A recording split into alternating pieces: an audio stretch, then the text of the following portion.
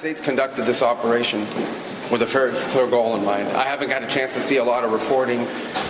I don't understand what the confusion is. Let me explain it to you, and I'll do it once again as clearly as possible. Perhaps you'll report it that way.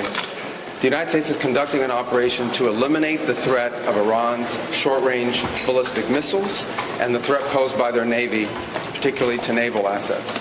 That is what it is focused on doing right now, and it's doing quite successfully. I'll leave it to the Pentagon and the Department of War to discuss the tactics behind that and the progress that's being made. That is the clear objective of this mission. The second question that's been asked is, why now? Well, there's two reasons why now.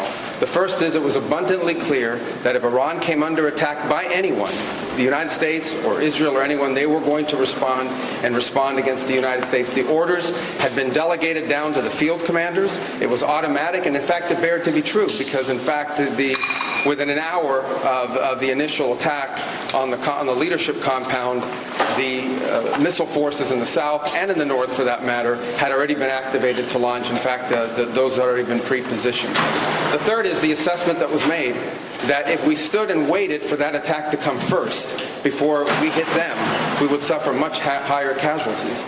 And so the president made the very wise decision.